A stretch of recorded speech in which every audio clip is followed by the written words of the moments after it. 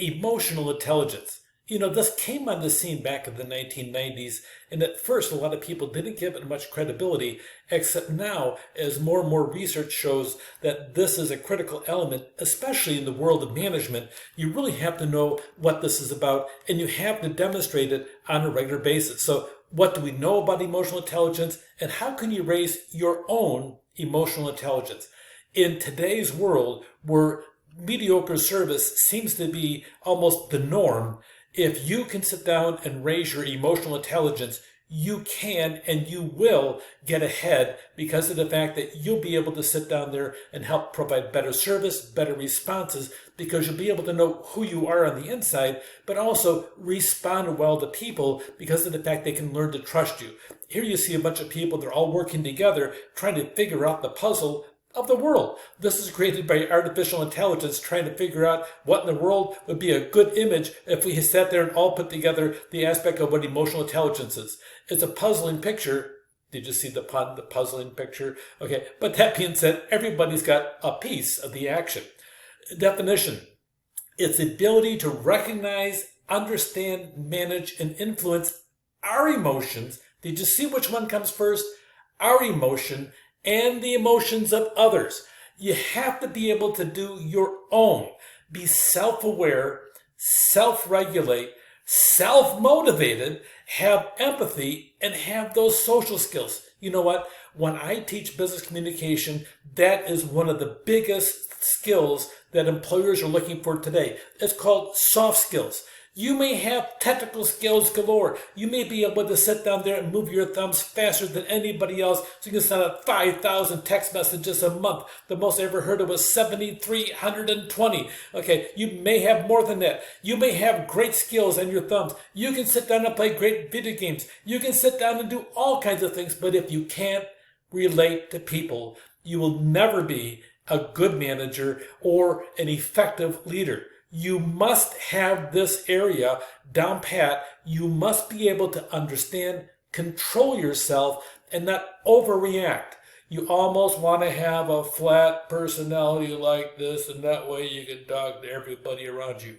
Or you can be a little bit enthusiastic like this. Okay, self-aware, self-regulate, self-motivated, empathy, and have social skills. Those are what you need to have in your repertoire on the inside to some extent to be satisfied with yourself. So it's crucial for personal, professional success. It helps build better relationships, especially long-term relationships. It reduces your stress because of the fact, if you go back over here, the self-awareness, you're feeling, okay, I'm going to stop. I don't like negativity. I'm going to stop dealing with this person. They're not going to be my friend anymore. I don't want to live in a constant world of negativity. Oh, wait a minute. I get criticized over here nonstop. Okay, if I want to get criticized, if I want to be browbeat, I'll go get a whip and beat my own back. I don't need you to help me. Stop it. Self-awareness. Sometimes you have to make decisions that may not be popular in your own mind, except for the fact you realize that this is the situation I need to sit down and know that I shouldn't be there at that time in the process. Some of that is even the aspect of what is your biometric clock on the inside. When is the time I should be doing my most toughest work in the morning? For me, it's first thing in the morning.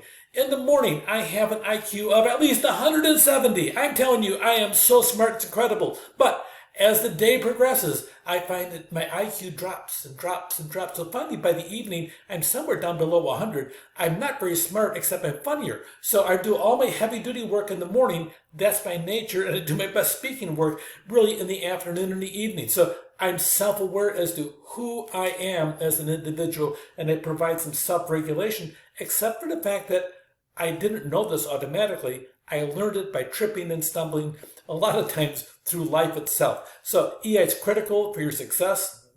Here are the descriptions that you need to know about self-awareness. It's probably the most essential traits. It's about your ability to read your own emotions and gauge your moods and why you're responding in that process. Maybe you need to cut down on the coffee. Maybe you need more coffee. I don't know, the caffeine there, it can work either way. Sometimes you need to sit down and do self-management, control your emotions. The person that cuts you off in traffic, probably did not need to have you wave them with only one finger. That's kind of, well, wait a minute, that's not a wave. Okay, so with that, sometimes you need to regulate yourself. Stop road rage. Stop doing this. Stop reacting to people and manage yourself. Have an awareness as to how the people around you are perceiving you. And then when you do that, you can sit down and calm down and back off and watch how they're interacting with each other and you as well. All this are traits of EI. Empathy. Understand and share the feelings of others. You know, sometimes you go into a group and you're talking about all this stuff, you're talking about the simple thing, and you didn't know it, and somebody's close relative just died, and you put your foot in your mouth, and you need to sit down and be quiet and have empathy. Even if you don't have a sense about it on an emotional basis, you need to sit down and practice building that empathy. Everybody needs it, and those are the moments you get to know somebody at their closest. The social skills. Have good communication. If you're not communicating with somebody, talk to them, say, well, this is what I meant. How did you perceive what I said? And then work those kind of things out. Work of conflict resolution. Try to sit down and have the teamwork, and that way you start building that collaboration in a relationship. Trust does not come the first time you meet somebody. Trust comes after you work with them multiple different times and you realize who they are and how far you can sit down and trust them when they give their word, when they do something as to who they are. And a lot of times, if you choose the best traits, they'll step up to the traits that you're perceiving them that they're worthy of. So pay attention to what's out there. This helps you on leadership, networking, your career advancement. A lot of people, leaders, they have high emotional intelligence. They're effective, adaptable, respected. They aren't always the most brilliant person in the room. They're the most sensitive in the room in the aspect of what's going on around them, though, because they're self-regulating. They're comfortable wearing their own skin, so to speak, and they're always going through continuous learning, seeking mentorship, watching somebody as to what happens, and they start adopting behavior they view as practical to make certain they're successful in the process. Understand your own emotions, your strengths, your values, and your motives. This chapter is all about the different aspects that's going to help you develop the skill sets to become a great leader if you practice all of them. Some of the techniques, some people really do journaling on a regular basis. They put down their thoughts in a book. I have a couple of that. I practice a little bit myself. Mindfulness, knowing what's out there, get feedback from others. And a lot of times, just so you know, I wrote the book on decision making called Backboneology, Tough Decisions at Work. And I find that getting a multitude of people together, you get a higher quality decision. And that's part of practicing emotional intelligence. You'll have increased confidence, you'll have better personal growth, and really your EI skills, they're good for your professional and your personal aspect of it. The guy that wrote the original book called Emotional Intelligence says emotional intelligence is the key to both personal and professional success.